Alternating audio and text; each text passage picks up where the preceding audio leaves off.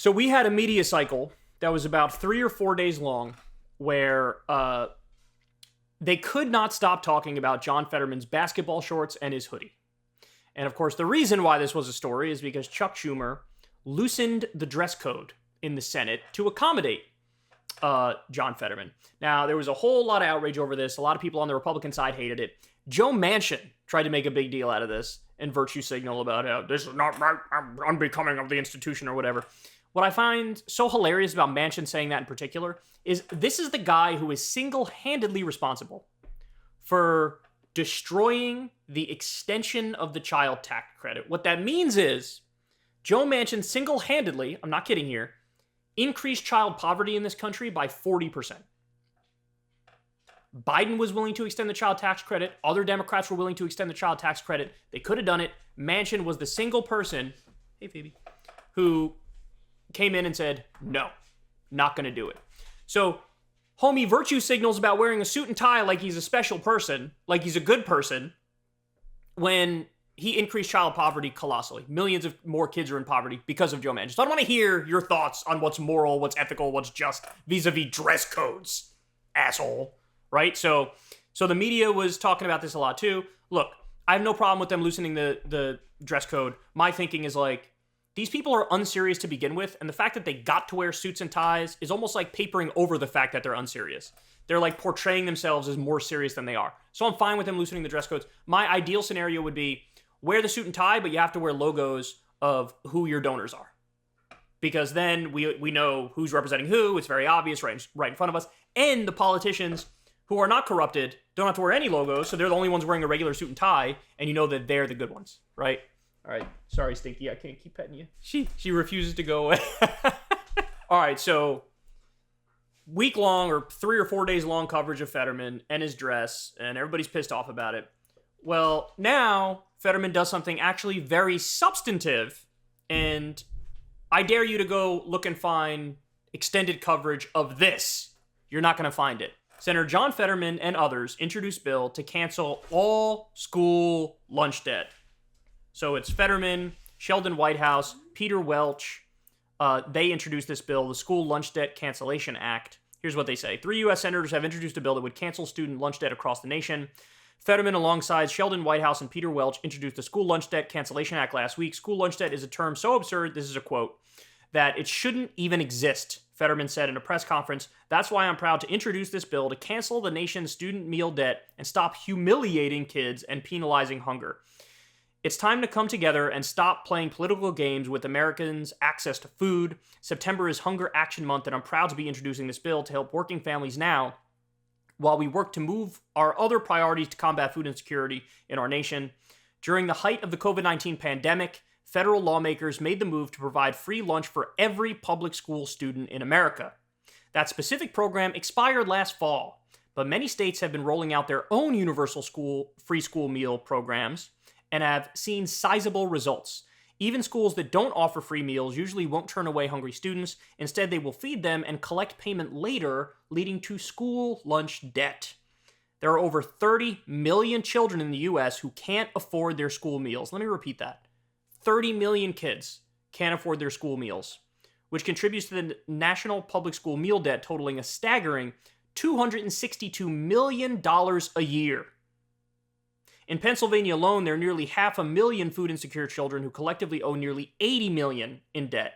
Meanwhile, child poverty in the U.S. more than doubled last year. We just talked about that. That's the fault of Senator Manchin in particular. So guys, stop and think about it. It's only $262 million.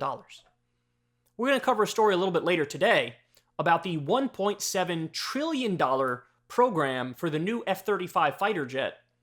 And the thing doesn't even work all the time. And we're still throwing money at it, right? All this money we can waste on all this nonsense, corporate tax cut, corporate subsidies, etc.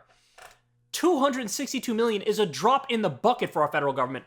And if we were to eliminate this student lunch debt, think about how much this would help struggling working families. It would be gigantic. It'd be gigantic. And so here's Fetterman doing this. And here's the reaction of the media. But he wears basketball shorts, bro, and a hoodie, bro. Let's talk about that for another 3 weeks. God, I hate them so much. They're just not serious. They don't focus on serious things. They don't focus on policy. They just don't. So, by the way, just to give you some more information on this here, as of right now, I believe there are 6 Democratic states that did free school meals for kids. Some of those states, it's free school breakfast and lunch. Some of them, I believe it's just free school lunch, but it's 6 Democratic states. I believe 9 are in the process of doing it. Again, all of the states that are doing free school meals for kids are Democratic states. Now, at the same time that's happening, what's called the Republican Study Committee, which is about 3/4 of the Republicans in the House of Representatives, they released their list of priorities for this next legislative session.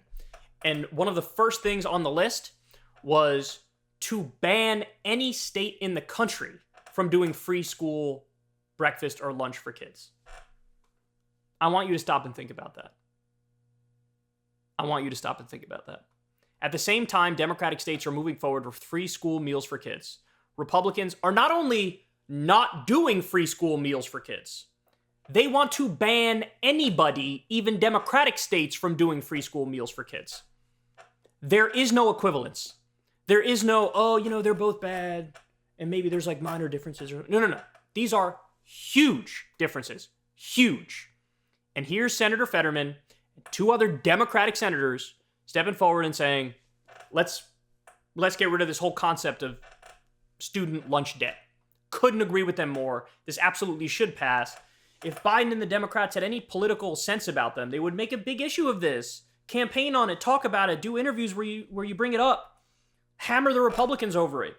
Because we're pro-family, we're pro-kid. Really? You want them to have student lunch debt. And by the way, while we're at it, while we're having this conversation, bring up a bill to eliminate all medical debt in this country. Right? Like, these are basic things that we're talking about here. Basic things. School lunch debt shouldn't exist. Medical debt shouldn't exist. These positions are not radical. They're not. We're not here talking about Viva la Revolution. Let's have the workers own all the means of production. Let's nationalize every industry. That's not what we're talking about. This is very basic, moderate, common sense, straightforward things. No student lunch debt, no medical debt. Here we have some Democrats who are fighting for it, and massive credit to them. And I want to reiterate the main point here, which is the media is not going to say a word about this. All the cable news, TV, talking heads won't say a word. They talked endlessly about Fetterman's basketball shorts and his hoodie and how unserious that is, right? And how, oh my God, this makes the Senate look bad. But here's the guy doing a good job as a senator and mum's the word. We need to primarily focus on policy. I'm not saying the horse race stuff doesn't matter. I'm not saying you can't bring up other things as well. But you have to focus on policy, and they won't do it. You have to come to some asshole on YouTube like me to bring you the reality of what's happening on the ground. Hey, y'all, do me a favor and like and subscribe. It helps out big time in the algorithm. Click the bell as well for notifications when videos drop, and watch that video on screen right now. You know you want to.